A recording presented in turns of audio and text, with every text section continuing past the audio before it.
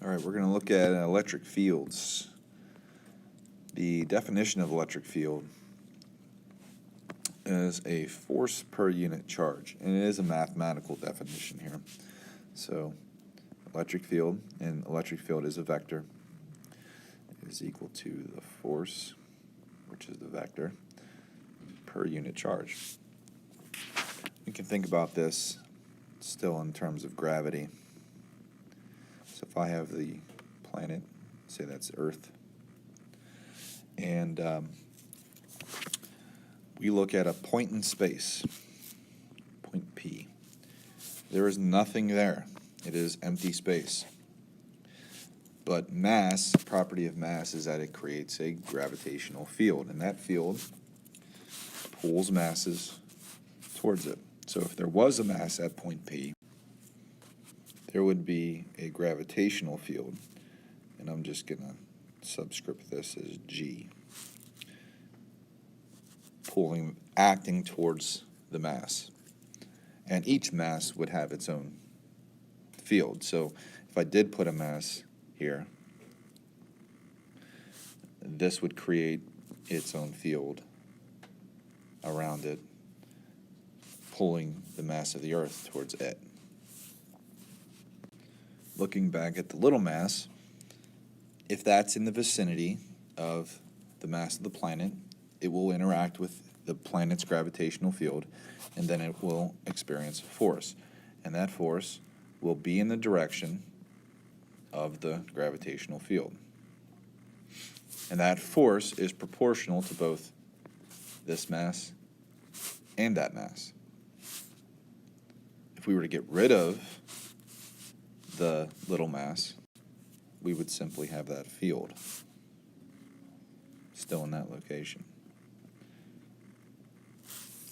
And by definition, the force that we previously talked about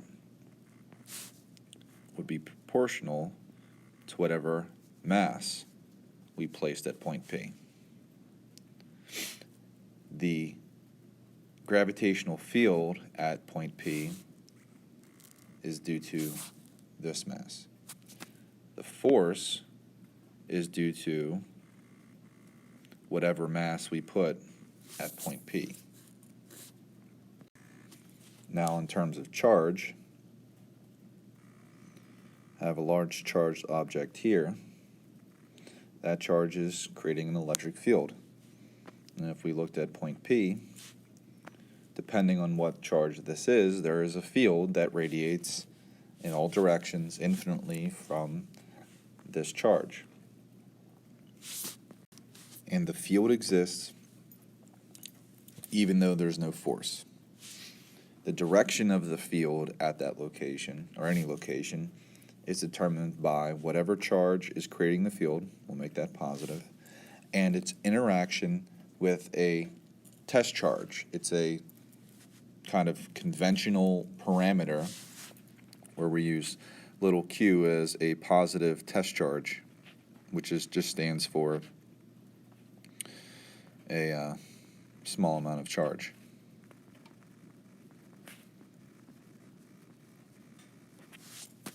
So if I placed a test charge at point P, the force on that charge is going to be this way. And from our equation, the direction of the field is in the direction of the force. That's what those vector symbols tell us. All right, so the electric field at that location is in the direction of the force. And that is the electric field created by the large charge. If this charge is negative, we go to point P, we place a positive test charge there. This object is going to be pulled towards the larger charge, and therefore the field is going to be in the direction of that force. So fields radiate from circular objects because fields are always perpendicular to the surface, and for a positive charge, they point away. And that's what we found from using our positive test charge. If they created, they being a group of scientists, set the parameter that we're going to use the negative test charge, the field direction would be opposite. For the negative, it goes towards.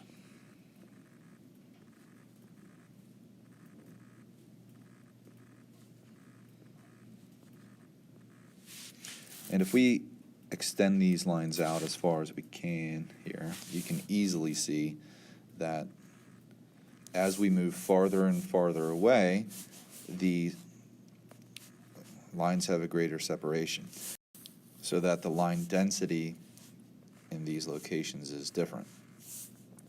And the number of lines in a certain amount of space is going to show the strength of the field.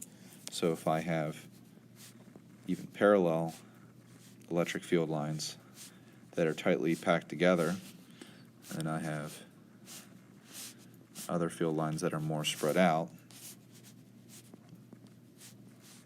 So here, if I had 6 lines packed into that amount of space, and here I only have 3 lines packed into that amount of space, the electric field here is going to be 1/2 of the electric field here.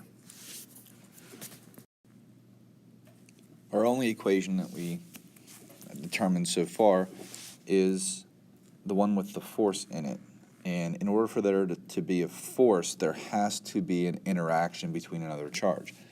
A lot of what we're going to look at has only one charge creating the field. So here's a charge, positive Q,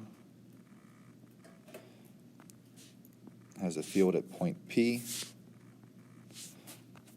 That field is going to be radiating away. And another way that we can show the strength of the field is by the length of the vector.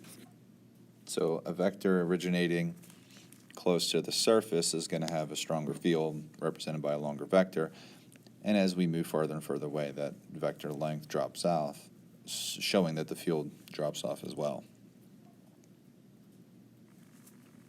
If we add a charge at point P, we now have an interaction between 2 charges, and then there is a force. And the interaction is shown from this equation, as well as the Coulomb's law equation.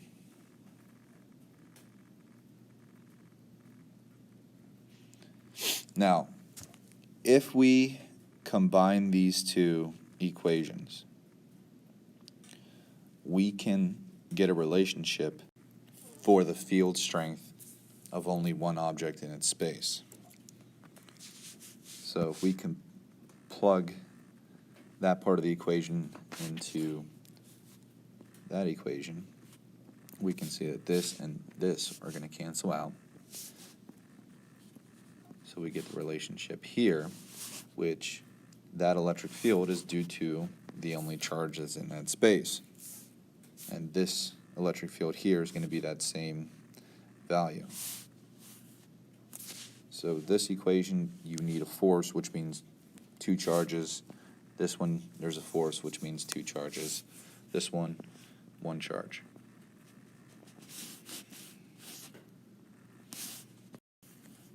Problem types that we're going to see are going to be similar to the ones from Coulomb's law, where you can have an arrangement of charges. However, where we're going to look at the strength of the field is not going to be at the location of a charge. It would just be at a point P. So here we would look at what is the electric field strength at the center of that square relationship based upon the sequence of charges. All right? So knowing the direction of the field for a positive and a negative charge, this positive charge here radiates field away. So at point P at the center, that's going to contribute field that way. This negative charge in the top right has field radiating towards it. This negative in the bottom right has field radiate towards it. Charge bottom left radiates field away from it. And if they were all the same charge value, they would all be the same distance away from that center point, so that each of those electric field lines should be approximately equal. Since electric field is a vector, you would have to add those vectorially if we were to number these. So that would be Q1, Q2, Q3, Q4. You would have to sum up the electric field of each of them.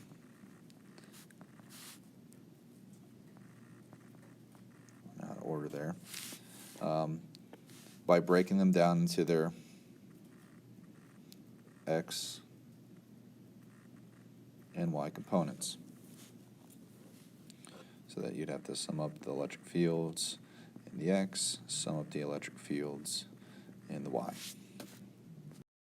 And you want to get used to looking at symmetries. So what can we see here from our Y components is that they'll all cancel. So that we'll only have a net electric field for this type of situation in the X direction. Electric fields for particles as easy as Coulomb's law, sometimes easier. We can also have, if we put particles into fields, we can have these particles accelerate. So you can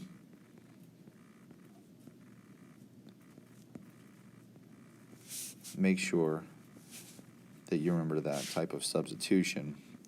And we already, again, did that with Coulomb's law. That's it for particles.